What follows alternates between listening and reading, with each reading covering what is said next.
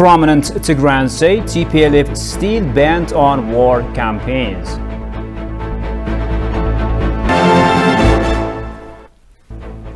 Greetings everyone and a warm welcome to this news hour. With the news, I'm Shifarao Lakau, and do stay with us. Now, prominent Tigrayan figures tip ETV that the TPLF is once again on war crimes. They urge the people of Tigray to wake up and respond to TPLF's miscalculated and self-interested manipulation of their rights. Daniel Kasaun has more. The people of Tigray has become hostage of the terrorist TPLF and now easily manipulated by the leaders for their benefit. The public is gaining nothing except paying the huge sacrifice for the survival of the terrorist group leaders. Prominent Tigrayan figures question the people of Tigray to wake up and respond to how the TPLF is mistakenly manipulating their rights for own use. Argai Barihe and Pastor Johan Silo are adamant of speaking truth about the current situation of the terrorist TPLF group and the population of Tigray in general. አሸባሪ ቡድን ያመጣው መከራ ነው ያመጣው. Among the Tigrayans, the terrorist TPLF brought them nothing except agonizing situations which deprived them out of their rights.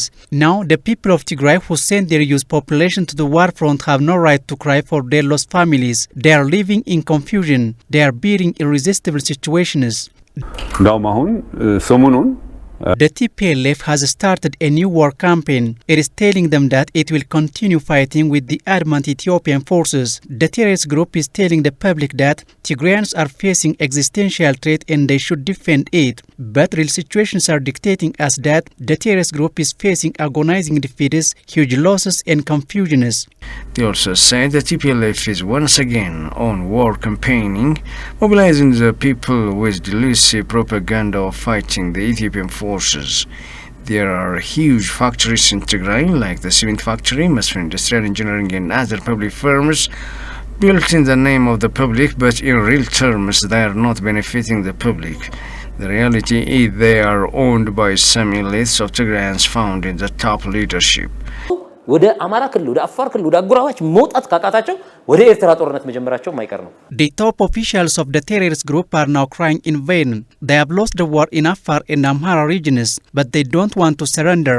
What is left for the terrorist group is to move its direction to the Eritrean and continue its messes and confusions among its people. It doesn't feel ashamed of its failures and still now it is deceiving the people. The terrorist TPLF group has committed unbearable crimes among the people of Afar and the Amhara in recent months in which the atrocities posed existential threats among the coexistence of nations and nationalities of Ethiopia. Now, Professor Tlauni Yilma dubs the terrorist TPLF as cancer, not only to Ethiopia, but also to the East African region as a whole. And therefore, it must be given lasting cure. The scholar suggests Ethiopia set up a new system and mission to ensure its long-term interest through its intellectuals living overseas. Goshumalisau tells you more. A renowned Emirates professor, Tlauni Yilma, at California UC Davis University is a researcher and has published over 124 papers at international magazines. He says soon the TPLF came to power, it became an anti-Ethiopian group driven by Ethiopia's historical enemies. Since the mid-1980s, Tlauni has written series of articles claiming that the TPLF is a bandit and racist group that seeks to divide and weaken Ethiopia. Talking to Ethiopian news agency, the scholar mentioned the terrorist TPLF as a cancer not only to Ethiopia, but also to the East Africa region in general, and thus it must be eradicated once and for all. We should not regret over the past. A person with cancer can be treated with chemo or radiation or surgery. If a single cell left untreated, it will kill the man, spreading through his body. Likewise, the terrorist group is cancer not only for Ethiopia, but also for the East African region. Therefore, it should be eradicated once and for all from the surface of the earth. የምናጠፋበትን ፕሮግራም ማካሄድ አለብን። Yilma believes that if the West had not conspired against Ethiopia and the East Africa region using TPLF as a tool, Ethiopia would prosper like South Korea and Taiwan. Westerners unwaveringly create various chaos on the African continent to pursue their hidden agenda, he added. እኔ ለምሳሌ የመጀመሪያው ዲስቲንጉሽ ፕሮፌሰር ልዩ ፕሮፌሰር የተባልኩት For example, I am distinguished professor in veterinary in University of California, Davis. I suffered a lot with white racists, but finally I won. I am proud of being an Ethiopian and black African as well. If the terrorist group had not pushed scholars who could contribute a lot for their country, Ethiopia could have achieved remarkable growth. We lost all these opportunities with jealous Western countries. እንዴት አይነት የበለጠ ለመስራት ይችል ነበር። ይሄን ሁሉ እድል የነሱን የምዕራብ ሀገሮች ናቸው። With no more campaign, Ethiopians residing abroad have played a irreplaceable role resisting against unfair meddling, and this movement in fact galvanized Africans, he explained. ችግር በተፈጠረበት ጊዜ ቀፎው እንደተመታ ንብ Ethiopians, like a charm of bees whose beehive is troubled, have rallied against the intervention in their country across the globe. I am really proud on that event. They stand in unison and defend Ethiopia. This shows how much we, Ethiopians in the diaspora, love our country and ready to pay sacrifice to our beloved motherland. ለኢትዮጵያ ምን ያህል ፍቅር እንዳለንና ምን ያህል ራሳችን ለመሰዋት እንደምንችል የሚያሳይ ነው። Tlaon suggests Ethiopia to set up a new system in mission abroad to ensure its long-term interests through its intellectuals living abroad.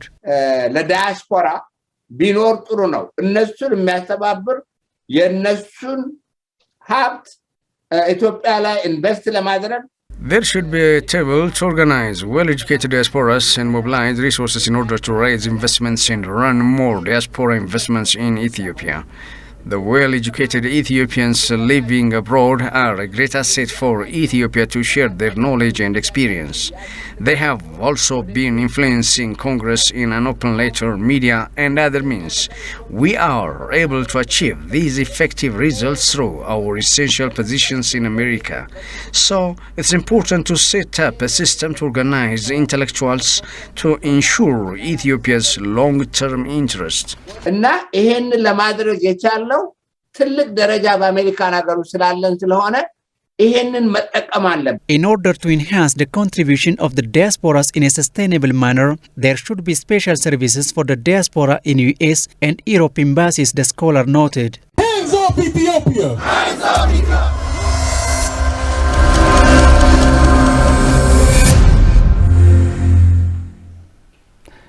Well, dear viewers, let's now turn our attention to trending stories on Ethiopia over the past 24 hours, and I'm joined as usual by my colleague Haptamu Ashagre to help us bring up to speed. Haptamu, welcome. Thank you very much. Now, I've learned that a South African activist has come all the way from his country to Ethiopia, and now I'm curious here. Who is this person and why has he come here? Tell me more about it. Thank you, Shife. There are a well-known South African activist who is arrived in Addis Ababa, and he wants to visit what's going on in Addis Ababa. And as we know that some foreign pressures, including their media outlets, are orchestrating a lot of reporters disinforming the international community about Ethiopia. Addis Ababa is not a peaceful city. All diplomatic community need to remove from Addis and rush out from Addis, and he came in to say what is going on in Addis, and he also surprised what he was seeing in Addis, and he was also a well-known South African influential person by a Pan-Africanism movement like #NoMore, also a part of LASK, and LASK is accepting such kind of campaigns because he was believing that African problems are solved by Africans rather not Westerners or Europeans. All problems comes from in the continent Africa solved by their Africans, not only others or superpowers. He also calls all Africans to come together with Ethiopia to oppose what is going on in Ethiopia by those foreigners due to undue pressure, unfair pressure after the conflict was orchestrated by the TPLF and the federal power. So he said that users have a potential to protect such kind of pressures. So he calls all Africans and users can fight such kind of unnecessary foreign pressures. And the reason why he was coming here is to visit and to see what's going on in Addis Ababa. You know that Addis Ababa is the capital city of Ethiopia, not only Ethiopia, Africa. And he wanted to visit all things that was happening in Addis Ababa to see the international community why they are blaming Ethiopia always such kind of information, disinforming the international community. He also said that Ethiopia is a showcase of Africans, that is a place of showing African culture, emotions, and also values, attitudes. So that's why those foreigners are pressuring Ethiopia. So he came in here to see what's going on in Addis Ababa. Yeah, so he personally came and witnessed what is going on here in the country. Exactly. That's good. Let's also go to Sudan. I think Sudan has once again plunged, if you will, into unrest following the resignation of the country's Prime Minister, Abdullah Hamdok. What have you learned in this regard? Yeah, there are a lot of international media outlets are surprisingly reporting about Sudan. That is a resignation of the Sudanese civilian Prime Minister Abdullah Hamdok. He was resigned already after 6 weeks. They are agreeing and discussing with the military leader, that is Al-Burhan, and he was a civilian Prime Minister, and Al-Burhan is a leader of the COP and a leader of the military of Sudan. So they are not agreeing each other. Then after the COP, they are discussing and sharing powers, but the Sudanese are coming the straight out to say no room for the military rule in Sudan, and they are showing their support to Abdullah Hamdok. But now Abdullah Hamdok is changing his mind and submitting his resignation letter. Then the Sudanese are coming out to oppose what is going on between Abdullah Hamdok and Al-Burhan.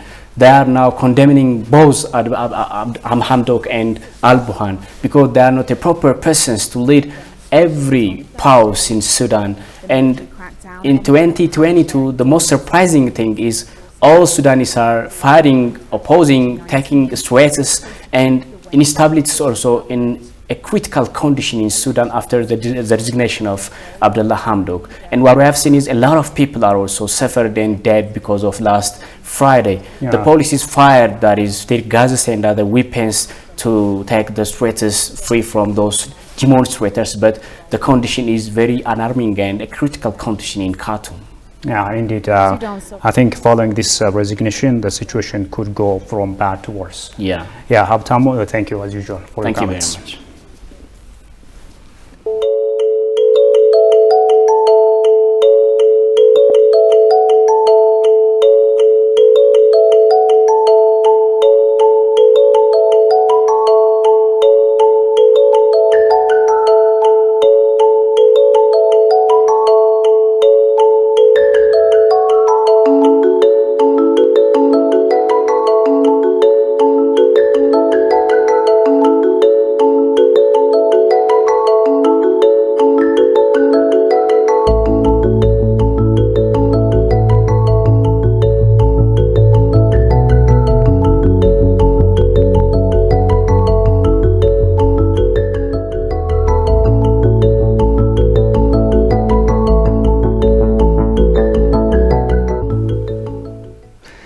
Welcome back. You're still watching Addis News Hour.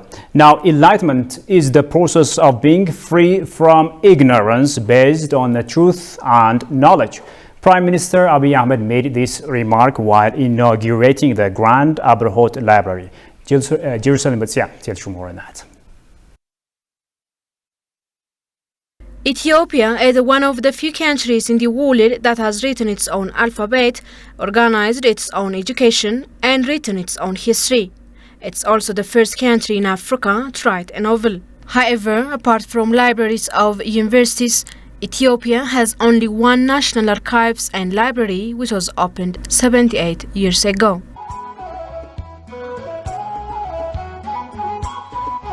Cognizant of this huge gap, the government came with the initiative of a grand state-of-the-art library. Named Abrahot, the library is meant to reflect the English equivalent of enlightenment. Inaugurating the library, Prime Minister Abiy Ahmed underlined that the facility will serve as a key to unlock immense resources of Ethiopia. በዓለም ላይ 18 ሀገራት ብቻ የራሳቸው አልፋቤት አላቸው። Ethiopia is one of the 18 countries in the world and the only nation in Africa to have its own alphabet. However, the nation for quite long lacked a state-of-the-art library facility. We have put alphabets of those 18 countries in the world in this library with the aim in inspiring Africans to preserve Ethiopian alphabet at their own. All of the working languages of the African Union are native own, as you all know. I hope projects of this kind will inspire Africans to explore our knowledge and wisdom contained in ancient manuscripts of the country.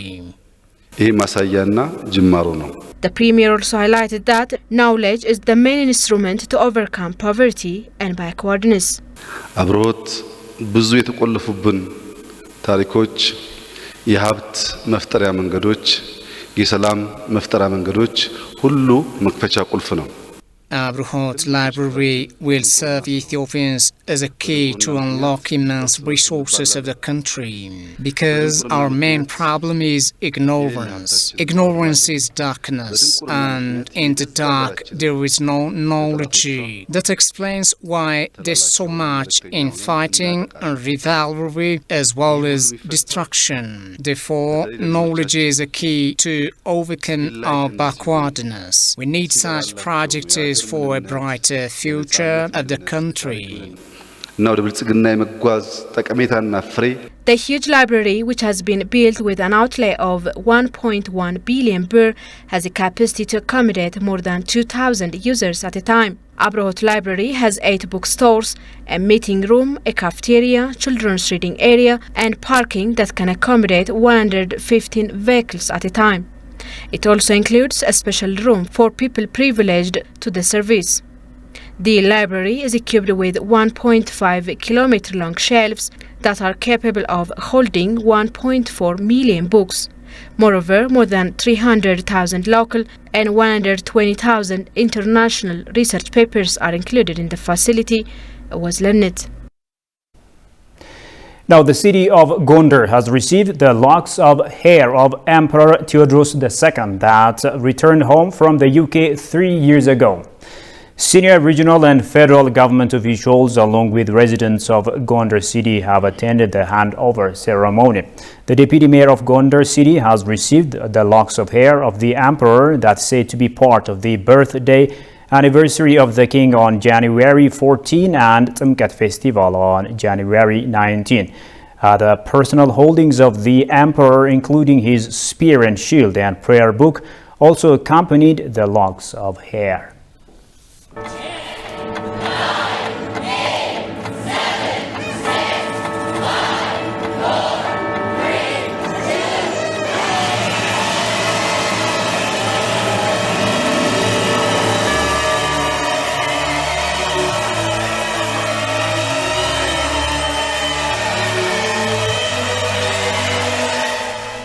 Now, following the Great Diaspora Homecoming Challenge, 3 parks named Africa, Ethiopia and Addis Ababa have been rehabilitated and are now open for visitors. Ethiopian expats returning home for the challenge have brought up a positive atmosphere in the city. During the inaugural ceremony of these parks, Addis Ababa City Deputy Mayor Jantrala Bai calls on the diaspora to highly engage in activities for the development of their country. While you, the diaspora community, are witnessing the glamorous and peaceful Addis, I hope during your stay you will pay visit to the bazaars and exhibitions, especially prepared for diaspora guests. Addis has made all preparations to spend this time in unity, love, peace and solidarity.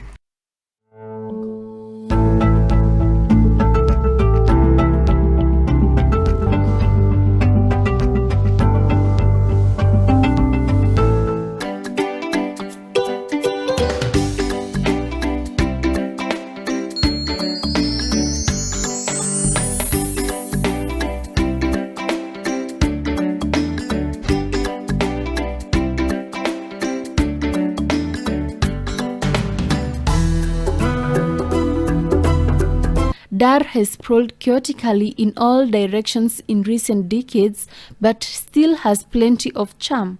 With a city center sprinkled with attractive colonial buildings, streets lined with a plethora of palm-fringed beaches, Dar has a laid-back feel that makes it hard to believe that the population is now over 6 million.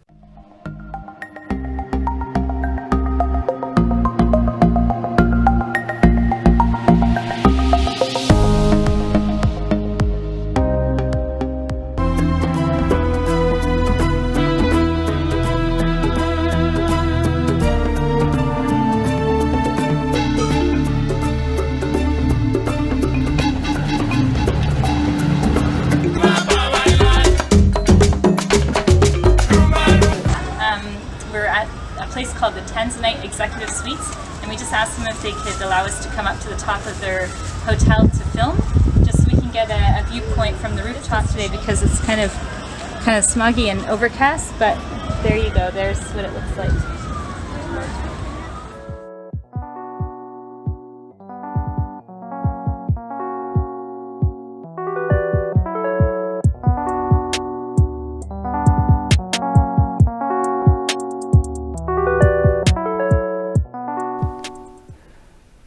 And finally, in our continental news, we go to South Africa, where fire erupted at the South African Parliament building in Cape Town, with flames bursting from the roof of a building and a plume of smoke that could be seen from miles away. The fire initially was concentrated at the old Parliament building, which is located behind the National Assembly, according to the Minister of Public Works and Infrastructure. The building has three main sections: the original Parliament building, completed in the late 1800s, and two newer parts built in the 20th century. Several hours after the blaze started, thick smoke was still pouring from one of the several buildings that make up the Parliament complex.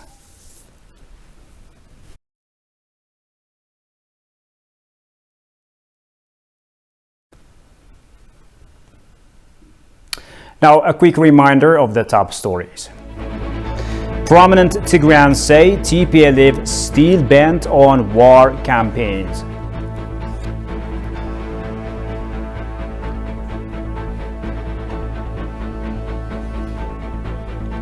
And South African Parliament building badly damaged by fire. Well, that's all the news there is for now. Many thanks for watching us, and bye-bye.